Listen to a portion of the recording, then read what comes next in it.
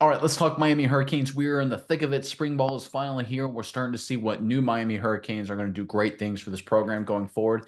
And there's a couple, really one guy in particular that I think has really impressed everyone. We've got a great report on that. Before we get into that, though, I'm Nick. That's Andrew, and this is Saturday Morning Inspection.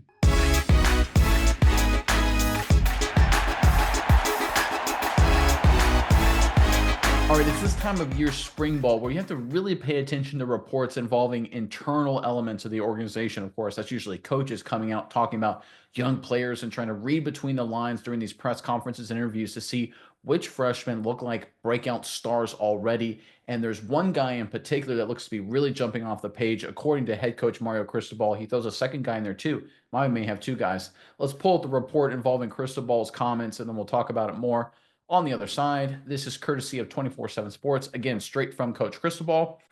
And Malachi Toney, you've heard a lot about him, and it's warranted. He's a special guy that's advanced, and then we are going to accelerate along with a couple other guys. Let me mention a couple other guys here that stick out. Dalen Upshaw's had a great spring so far as well. Like Malachi and Dalen, they haven't approached it like freshmen. We asked them to accelerate their maturity, and therefore they have taken upon themselves to be here at 5:30, 5:45 on practice days and catch extra balls, and to stay late and really live in the building as freshmen. Wow, impressive stuff. It's voluntary. We can't force those hours. But anyways, they're up there and they're putting in the time to be able to play fast, and it has shown so far in a big way.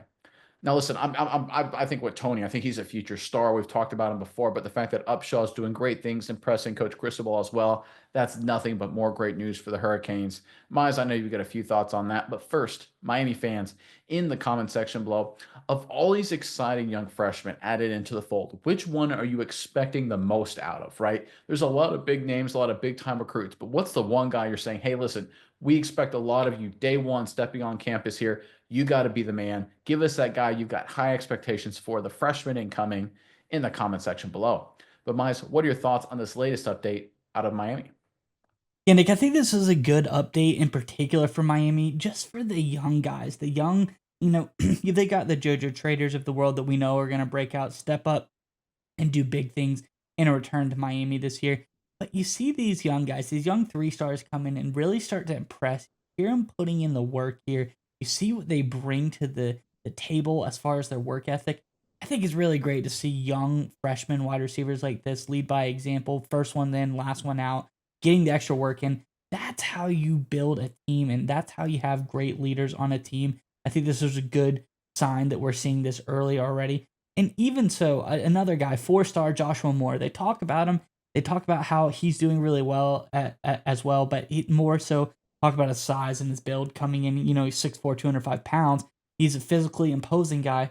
But when you talk about Toney and you talk about Dalen as well, this is just special. I think you have guys coming in. They want to work for this team. They know what's been going on in this team lately. There's been some, Xavier Restrepo, fantastic receiver from Miami. You're starting to see this culture in the wide receiver room build and just kind of trickle down to everybody. It doesn't matter who you are. If you're a 5-star recruit, 4-star, 3-star, these guys are starting to do good stuff. And I think early on, I know it's spring ball and we say this all the time, but all you can go off of what's done so far. And when it's not just, wow, this guy's got really, God given talent. He's so fast on the field. He's 6 foot something feet tall. He's this many pounds. Those things are all things that, like that's gonna be a given. That's nothing special.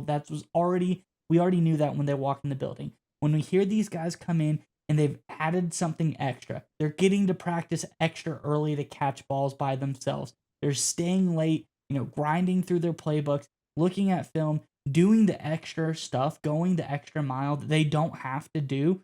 I think that's what speaks volumes about the culture that's being built at Miami here. There's a lot of hard work going on, and I think we're going to see it all unfold on the field this coming season. There's a saying, I think it's from the Bible, maybe someone can correct me, but it's too much is given, much is expected. And the fact that Coach Cristobal is throwing a lot on Malachi Toney's shoulders here as a guy who isn't their biggest recruit. You brought up the fact that, across the board here, specifically Joshua Moore, but I've got their list here. I pulled it up in front of me of their recruits that are higher ranked than Toney. Look at Hayden Lowe, Pringle, Schott, Moore, of course, Scroggins, Nickel, Wiley, Wallace, Antoine, Ewald, Gilbert, before you finally get to Toney, right? There are guys that are bigger names that are much more highly talented than Malachi Toney, and we're not hearing the same things out of them when it comes to Coach Cristobal. Now, it doesn't mean those kids are doing poorly, right? Everyone goes at their different pace, and there's some good reports on some of those freshmen. But sometimes some guys come in and they may not be the 5 star, they may not be the top 5 guy in their class. So look, Malachi Toney was a good recruit. Don't get me wrong, but he wasn't the belle of the ball of the 2025 recruiting class for the Miami Hurricanes. But sometimes it's those guys that no one really sees coming a little bit that come out of nowhere and just dominate from day one. And coaches step back and go, "Whoa, we got to get him involved more." And when you hear Cristobal talking about, "Hey, we're going to throw more on him. We're going to expect him to do more things, act more mature." Basically, what they're saying is we've seen him in a few practices, we've seen him in workouts, we've seen him mentally handle the offense and the playbook. He is ready to be deeply involved with our two deep, which basically means first and second string day one come training camp, which means he's going to be catching passes game one at the rate he is right now. Now you have to prepare a freshman for that situation, and you have to prepare him early, which is exactly what Coach Cristobal is doing. It's one of these things you mentioned that we talk about on the channel all the time that it's early, you can go on what you can go on. But look, I can look back at my playing days. I played small time D1 AA FCS college football, but there were some guys, some freshmen when they showed up, and after about like a few weeks, you could sit there and go, he's probably going to be pretty good, right? He's got the weight room figured out. He's got a good head on his shoulders, and he's doing a good job in practice. He's not perfect. He's rough around the edges, but he's going to be a good player early on. There's some guys where you're like, yeah, he's going to take some time to development, or his head's not there. He's too immature. Or he's got the talent, but he's got to hit the weight room, right? But there were some guys that showed up, one or two a year. They'd be like, he's got the physique, right? He's mentally mature. He understands the playbook, and he's just doing well so early on. He's setting up to be a day one contributor for us. It just was obvious to see. And I think that's what we're seeing from Malachi Toney specifically. Nothing against Upshaw. He's in that same category as well. But I'm not expecting anything less than being a day one contributor for Malachi Toney. Of the question I answered at going into it, with going after the introduction, when I asked Miami fans, who do you have high expectations for? Based on Coach Cristobal's comments and based on what we're hearing all around the board when it comes to this young wide receiver, I'm expecting huge things from this kid. Nothing but big plays. They need help at wide receiver. Obviously, you mentioned Restrepo going on to the next level. Little volatility at quarterback, of course. Carson Beck hopefully gets healthy. Malachi Toney being a day one contributor, I think is exactly what Miami needs to get off to a hot start in 2025. Yeah, Nick, and that's another thing I wanted to bring up is these guys, they're running good reps. We're seeing good things happen, and they're not even throwing with QB1 yet. Carson Beck obviously is rehabbing that shoulder, but they're already impressing, and they're seeing these freshman quarterbacks. Luke Nickel came in this year as well, freshman quarterback, and they're seeing good results from these young guys coming in here. It's always a little bit different. I'm sure these quarterbacks are great. None of them have the experience or the polish that a guy like Carson Beck's going to bring to the table, the timing, so all the things that is involved with being a great quarterback that Carson Beck definitely has. But we're already hearing such good things in regards to Malachi Toney.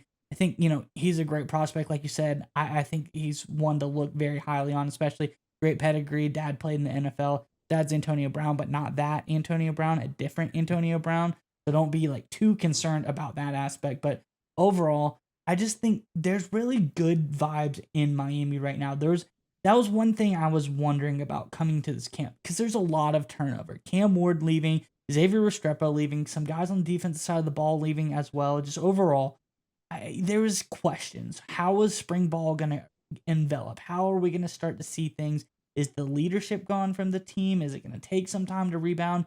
It does not seem that way. It seems like there's a tight ship being run over in Miami, and it seems like these young guys are coming in and saying, hey, instead of there being gaps in the roster, I feel like people see it as opportunities in the roster. Hey, top guy's gone. I can come in and I can be that guy. I can fill the role. I just got to put the work in.